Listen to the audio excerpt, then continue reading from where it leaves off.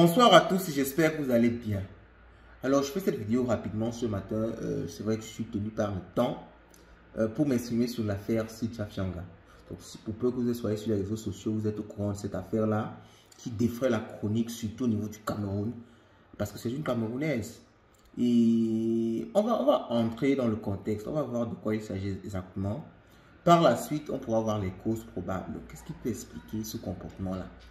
Donc, on va continuer en analysant un peu la réponse du gouvernement parce que le gouvernement a réagi très durement. Si vous n'êtes pas au courant, apparemment, elle serait en route vers la prison centrale de Konengi.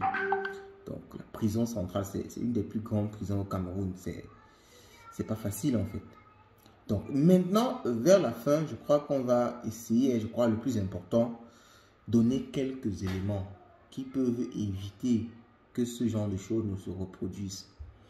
Bon, déjà, je vais préciser que beaucoup de personnes m'ont demandé, mais pourquoi tu ne t'exprimes pas sur le sujet?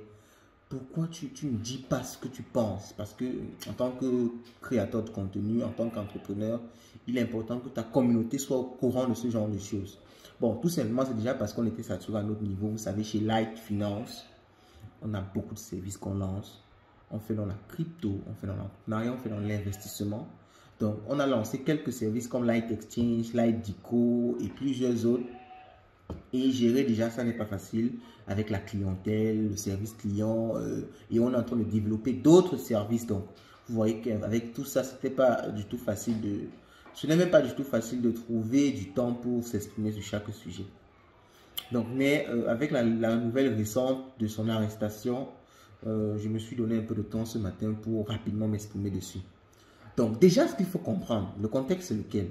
C'est une jeune fille camerounaise qui s'est démarquée par sa tendance, c'est une tendance générale, à montrer son corps, à s'habiller de façon très dénudée et aller un peu plus loin parce que lors de la CAN par exemple, elle s'est carrément montrée nue et ça a même fait le buzz lors de la CAN au niveau du Cameroun. Et il y a quelques jours, il y a eu des sextapes. Donc des sextapes, ceux qui ne savent pas, sont des vidéos à caractère pornographique qui ont été diffusées. Et elle a reconnu plus tard avoir diffusé elle-même ces vidéos-là. Et elle continue, parce que même après ça, elle continue à poster des vidéos à caractère, je vais encore dire pornographique, des vidéos avec du langage cru, en revendiquant son acte, en se sentant totalement à l'aise avec ça. Donc, elle ne se sent même pas un peu dérangée. Donc, c'est ça le contexte. Bon, maintenant, on va voir rapidement les causes, ce qui peut expliquer ça. Déjà, il faut savoir que l'éducation d'un enfant, sans misser au rang on va dire de parents ou bien de grands intellectuels, tout ce que vous voulez, je donne mon avis, elle n'est pas facile. C'est un ensemble en fait. Donc c'est un ensemble. L'éducation de l'enfant, ça vient de l'État, ça vient des parents, ça vient de l'environnement, ça vient de la société, des différentes interactions que l'enfant a avec la société. C'est déjà ça le premier élément. Ça veut dire, si elle arrive à ce niveau, et beaucoup d'autres filles vont arriver à ce niveau parce que, je vous rappelle, si vous essayez d'ouvrir TikTok, même maintenant chez vous, et que vous regardez les vidéos qui défilent sur TikTok, ce sont des filles qui dansent, presque nues, qui montrent leur corps, qui s'expriment à langage cru, en parlant de sexe, en parlant de coucher avec, en parlant de garçons, ainsi de suite. C'est ça qui est sur TikTok. C'est un fait. C'est ça qui est sur TikTok. Et quand on a ce genre de choses sur TikTok, ça pousse à quoi? Ça nous met dans une société parce que et l'influence, l'interaction avec TikTok au niveau de la jeune fille est très grande de nos jours. Il y a des filles qui ne savent pas faire une recherche sur Google. Je ne mets pas forcément ça avec des filles, parce que même des hommes. Il y a des gens, je préfère dire des gens, pour ne pas stigmatiser. Mais je vais me rapprocher un peu plus des filles, parce qu'on le sait, sont les filles, même quand on voit les vidéos, le nombre et tout, sont les filles qui sont plus dans ça. Il y a des filles qui ne savent même pas faire une recherche sur Internet, qui ne savent pas faire le CV, qui ne savent pas utiliser un téléphone pour autre chose que TikTok. Donc, quand tu donnes un téléphone à une fille, elle te dit, est-ce que tu as installé TikTok? Si tu as installé, si tu installes TikTok. Donc, quand elle a TikTok, elle a WhatsApp. TikTok, c'est pour voir les vidéos des autres filles comme elle qui dansent presque nues. WhatsApp, c'est pour voir les statuts des gens qui vendent une vie, qui n'ont peut-être pas. Quand une petite fille, parce qu'il ne faut pas juste commencer à lui tirer des balles dessus. Quand une petite fille, à longueur de journée, est, parce que c'est aussi ça qu'on appelle la propagande, a ce genre d'image qui est envoyée vers elle. Ok? Elle a ce genre d'image qui est envoyée vers elle. On lui montre des vidéos où des filles dansent nues. Elle voit les statuts sur TikTok, WhatsApp, où des influenceuses, où ses camarades montrent une vie empruntée, une vie filmée, une vie dont elles n'ont pas les moyens de vivre ça en fait. Quand elle voit ça au quotidien, vous voulez qu'elle commence à faire quoi? Première chose, parce que il faut savoir que l'être humain est un être social. Il a besoin de se sentir dans une société, dans un groupe. Donc, il a tendance à faire ce que les autres font. D'ailleurs, c'est comme ça que les enfants apprennent. Quand on voit un enfant, il apprend comment? L'enfant apprend en regardant ce que ses parents font, en regardant ce que ses soeurs font, ses frères font.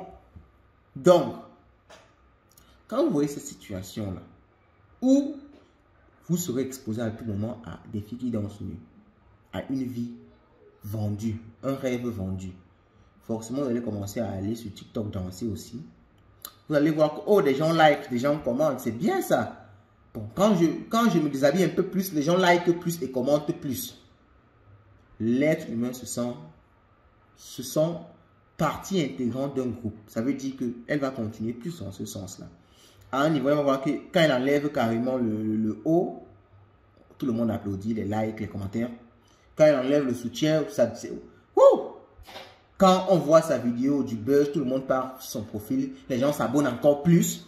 Elle comprend que, mais finalement, ce que je prenais comme la blague là, c'est ça qui est en train de marcher. C'est ça qui est en train de me faire connaître. Je me sens respecté, je me sens partie intégrante d'une communauté. C'est incroyable. Elle va donc aller un peu plus et on va avoir les conséquences qu'on a eues. Et je parle ça d'elle, je parle ça pour elle, je parle ça pour toutes les autres filles. Ça, ce sont les causes. Ce sont les causes fondamentales de ce comportement-là. Ok? Parce qu'avant, la pudeur était au rendez-vous. Les mères se cachaient, se couvraient, se voilaient. Donc, les petites filles savaient que c'est ce qu'il fallait faire. Les petites filles savaient que c'est ce qu'il fallait faire. Même quand une fille essayait de s'écarter de cette norme-là, les autres filles lui disaient non, on ne fait pas ça et tout. Mais si vous voyez aujourd'hui, beaucoup de personnes commentent dans ces trucs parce que moi, je me documente toujours quand je veux faire une vidéo sur le sujet. J'ai essayé de regarder des vidéos, de regarder des commentaires. Beaucoup de personnes disent, ma chérie, fais ce que tu veux, vis ta vie, sens-toi à l'aise. Donc, vous voyez, des gens lui donnent un peu plus de force dans ce qu'elle fait. Donc, maintenant, on a vu les causes. Et il faut dire fondamentalement que ce n'est pas quelque chose à encourager. Pourquoi? Parce que si une société doit aller dans ce sens-là, on ne pourra pas se développer. Et si on ne se développe pas de nos jours, quand on avance, quand on recule. Et si on recule, vous croyez que ça a juste un impact sur ce qu'on voit, ce qu'on touche. Mais ça aura un impact même sur la nourriture. Ça aura un impact dans l'économie. Parce que si on ne peut pas travailler et qu'on commence à se concentrer sur les réseaux sociaux, le sexe, l'alcool, ça va faire que dans le pays, à un niveau, les jeunes ne vont pas travailler. Qui dit ne pas travailler, dit on ne va pas produire, tout va devenir cher, les guerres vont éclater, ainsi de suite. Donc, c'est tellement fondamental. Ceux qui prennent ça comme de la simple distraction, de la légèreté, ne comprennent pas beaucoup de choses. C'est fondamental. Donc, c'est pour ça qu'il faut en parler. Donc, maintenant, il y a vu les causes. Ici, on a un peu de voir la réponse du gouvernement. Parce que le gouvernement, on va dire déjà que le gouvernement a été patient. Après les vidéos de la CAN, rien ne s'est passé. C'est pour ça qu'elle a continué d'ailleurs. Et maintenant, on est en train de l'envoyer à Konengi. Donc, moi, mon avis sur cette réponse-là, je crois que je ne peux pas avoir un avis tranché en disant que c'est bien ou que c'est faux. Ce que je peux dire, c'est qu'il fallait qu'il y ait une réponse. Parce qu'une réponse montre que, certes, le gouvernement aurait pu faire ça bien avant. On peut toujours tout dire sur tout, parce qu'on peut tout dire qu'ils auraient dû, ils ne font pas ça, pourquoi non? Je crois que essayer de spéculer sur tout ça, ça ne sert à rien. Essayons de regarder ce qui se passe. Le gouvernement doit forcément faire quelque chose pour montrer que le gouvernement, entre guillemets, et avec la population, suit ce qui se passe. C'est important de le faire. Maintenant, est-ce que la réponse d'aller jusqu'en prison, est-ce que c'est ça la solution?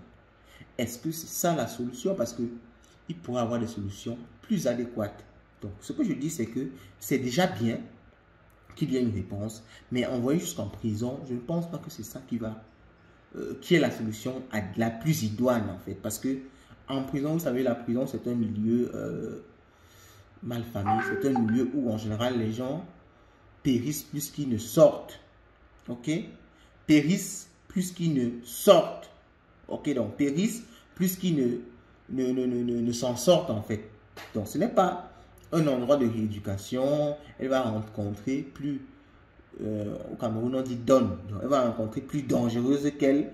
Elle va rencontrer des filles peut-être plus sauvages qu'elle. Ça risque peut-être même de l'enfoncer encore. Donc, il y a des centres de rééducation, il y a des internats, il y a beaucoup, je crois qu'il y a beaucoup d'autres choses qui pouvaient être plus, dont la réponse serait plus appropriée. Donc, en faisant ça, l'État devait montrer que, ok, on réagit, mais on réagit dans le sens de l'éduquer, de faire qu'elle progresse. Parce qu'on pouvait peut-être la mettre en cellule pour lui donner une leçon, en cellule pendant 2 semaines, une semaine, pour que les autres filles sachent, comprennent que si tu essaies de faire ça, ça ne sera pas free of charge. Il y aura des répercussions. Donc, ça devait être bien de faire ça, mais je crois que la prison, c'est aller un peu trop loin. Donc, ça, c'est mon avis dessus. Maintenant, à la fin, comment éviter que cela se reproduise? Parce que ça va se reproduire. Ça risque de se reproduire si on ne voit pas comment le faire. Donc, déjà, comme je le disais au début, ce n'est pas la responsabilité d'une personne. Donc, il faut arrêter de toujours tirer sur l'autre. Il ne faut pas tirer toujours sur l'autre, disant que c'est l'État, non, il ne faut pas tirer sur l'autre. Chacun a une responsabilité. Parce que quand vous partez liker une de ces vidéos, quand vous allez liker une de ces vidéos, vous lui donnez de la force. Vous poussez cette fille-là à faire ça, en fait. Donc, vous lui dites que c'est bien, parce que liker veut dire c'est bien, vous lui donnez du crédit, donc elle veut encore faire même plus. Ça, c'est de 1. Donc, chacun a la responsabilité que quand il voit ça, il se désabonne, il signale, il s'inscrit totalement en faux. Pour que si tout le monde fait ça, elle va sentir que ce qu'elle fait ne donne pas. Et même si, fondamentalement, même si dans son subconscient, même si elle est trop attirée par ça, ça va sortir. Ça va sortir de son esprit. Donc, c'est notre responsabilité déjà à tous. Maintenant, responsabilité des parents. Avec l'avènement des technologies, les parents doivent faire très attention au téléphone qu'ils donnent aux enfants. Parce que Internet et le téléphone, c'est un accès au monde libre. Pour voir une vidéo pornographique de nos jours, c'est en 1, 2, 3 clics. Vous voyez la vidéo. Si vous avez donc une jeune fille et que vous, parents, n'essayez pas parce que ce n'est pas facile et ce n'est pas, ça n'assure pas totalement qu'elle ne sera pas dans ça. Mais il faut essayer, chacun à son niveau, surtout les parents, de filtrer au maximum. Il y a des applications pour bloquer certains contenus aux enfants, même sans qu'ils ne sachent. Il y a des plateformes, il y a beaucoup de choses. Les parents doivent se sentir, doivent avoir des mesures du 21e siècle, entre guillemets. Parce que nous, nos parents, les mesures, c'était t'empêcher de sortir, t'empêcher de voir certains amis et tout. Mais de nos jours, ce n'est plus les mêmes mesures qu'un parent doit avoir. S'il fait ça, l'enfant peut rentrer dans sa chambre et se concentrer sur son téléphone et faire même pire, voire même pire. Ok? Donc, il faut que les parents s'actualisent et essayent d'aller avec le nouveau monde. Maintenant, l'État doit avoir aussi une politique générale. Je parle par exemple de l'Inde. TikTok a été banni en Inde parce que TikTok ne respectait pas certaines choses au niveau de l'Inde. Peut-être la culture de l'Inde. L'État doit aussi réguler ces différents réseaux sociaux au niveau de nos pays. L'État peut dire à TikTok que nous, à notre niveau, on ne veut pas que nos femmes dansent nues. TikTok va mettre en place, parce que c'est rien pour eux de mettre ça en place. TikTok, je suis du domaine, donc je connais ce que je dis. TikTok va mettre en place une politique de où si tu danses d'une façon osée, ta vidéo n'est pas publiée. Ce sont les éléments qu'il faut mettre en place pour éviter ça. Maintenant, si on ne le fait pas, on ira dans une société qui va aller dans la débauche. Et qui dit débauche, comme je l'ai dit non-développement économique. Et s'il n'y a pas de développement économique, vous savez ce qui va se passer. Je le dis souvent, on va nous remettre les chaînes au niveau des poignets, comme des esclaves. Parce que Si on ne se développe pas, d'autres vont venir nous développer. Les Chinois, les Français, les Américains, les Russes. Et demain, c'est nous qui allons pleurer quand un Chinois va taper un Noir, quand un Chinois va amener un Noir en prison dans son propre pays. C'est nous qui allons nous plaindre. Donc les gars, c'était mon avis dessus. Dites-moi ce que vous pensez en commentaire et je vous souhaite de passer une bonne journée. Ciao, ciao.